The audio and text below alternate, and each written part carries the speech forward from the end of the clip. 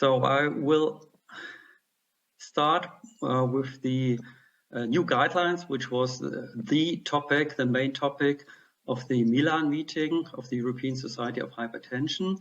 The new guidelines are very, very long, 200 pages, more than 2,000 references, and no time to cite them all. So I will focus on two topics. One is the new guidelines concerning the blood pressure measurement, namely office blood pressure and ambulatory blood pressure measurement. And the second is the target blood pressure, which was also a focus of the meeting. So what is new for office blood pressure measurement? This is a figure from the guideline document.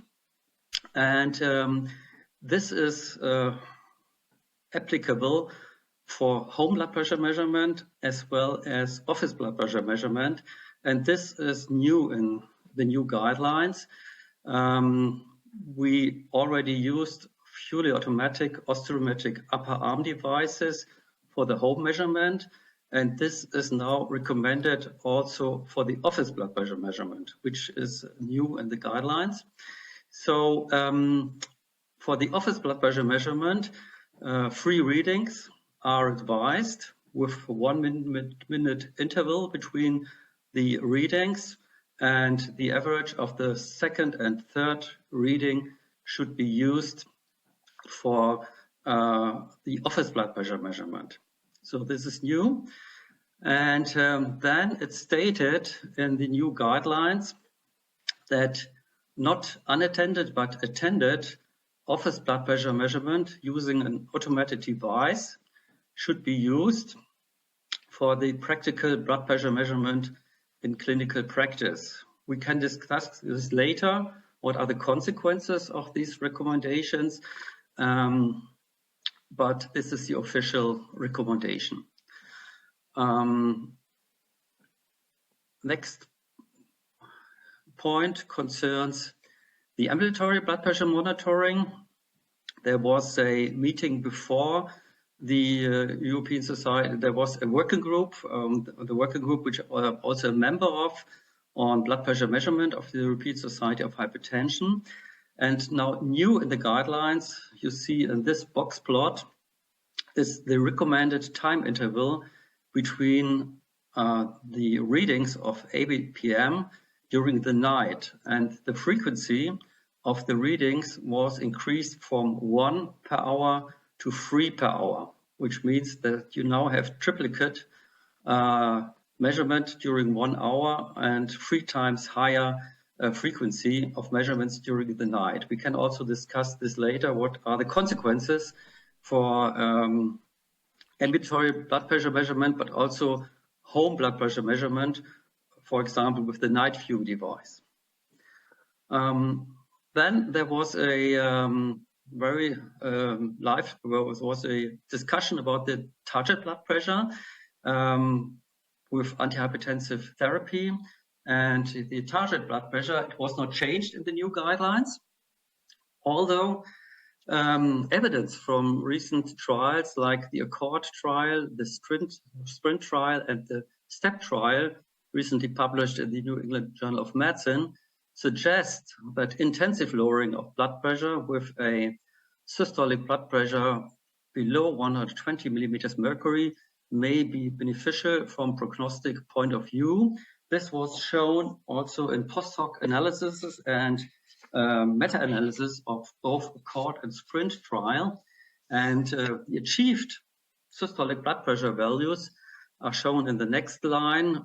They were between 119 and 125 millimeters mercury for these 3 trials for the intensive blood pressuring lowering group, and the respective values for the conventional group were 134 to 135 millimeters mercury.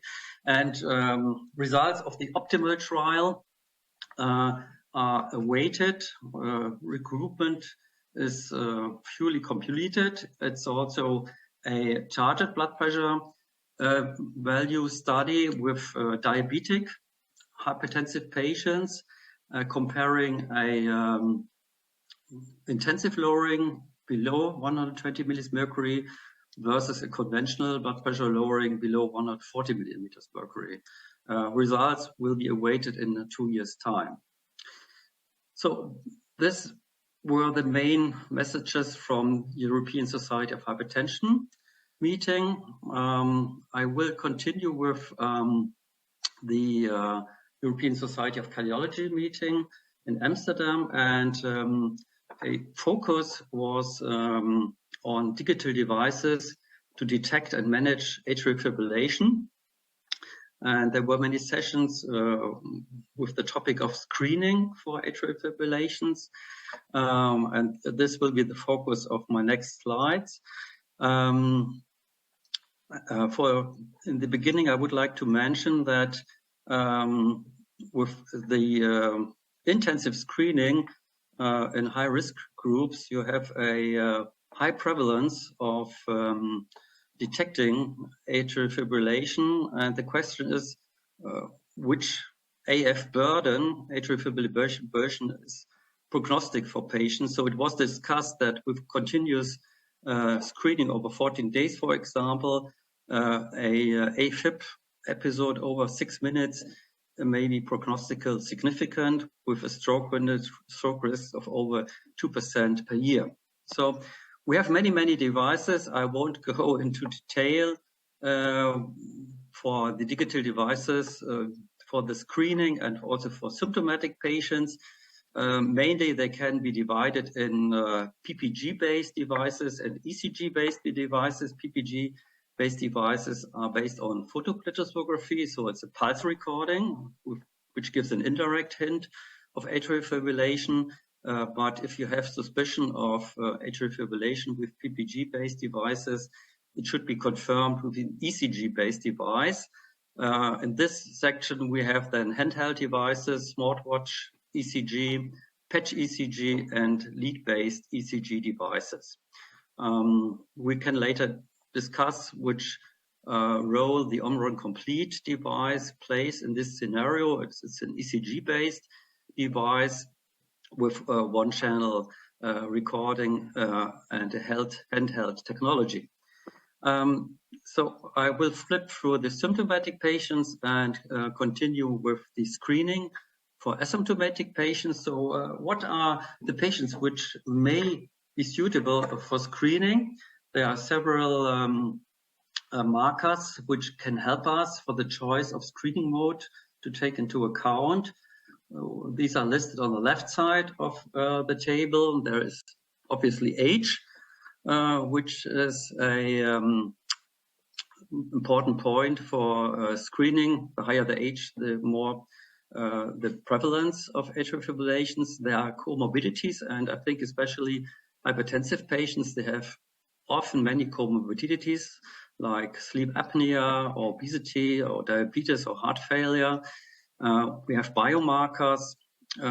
We have also the question of screening opportunities like systematic screening or opportunistic screening.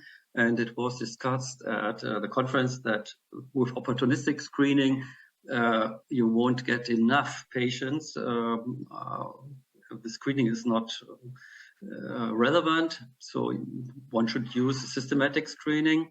And one point is also the digital competence of the patient, the literacy. Can you cope with a special device? And then we have, as already mentioned, the PPG and ECG-based devices. So for the screening strategies, we have single-time screening, we have intermittent screening, we have continuous screening, and we have continuous long-term screening with the several devices listed in the figures. You can use blood pressure monitors or single-lead ECGs for single-time screenings. For the intermittent screening, you can also use blood pressure monitor, which may be equipped with a supplementary one-lead ECG. Then for the continuous screening, we have the ECG patch from 7 to 28 days, and we have continuous long-term screening with the implantable loop recorders. So what is the prevalence of atrial fibrillation with these different screening methods. So with single point screenings, for example, using a blood pressure monitoring, we have a prevalence of 1.7%. With the intermittent screening methods, with the blood pressure monitor or PPG method, with measurements between 1 and 4 per day, we have up to 7% prevalence of atrial fibrillation. With continuous screening, for example, with ECG patch method over 14 or 28 days, we have a prevalence up to 16%, and with continuous long-term, we have prevalences up to 35%. However, what was new for me, and which is very important, the stroke risk decreases with increasing intensity of screening. So we may get more patients where we can detect asymptomatic atrial fibrillation, but obviously the stroke risk decreases with the increasing intensity of the screening. So the question is, would we need a special CHET score for the intensive screening, or can we use the normal CHET score for the opportunistic screening? I think this is an open question, and maybe the atrial fibrillation burden, which I already mentioned in the beginning, may help us in this setting. So, okay, so I will give you the summary later. Thanks you for your attention.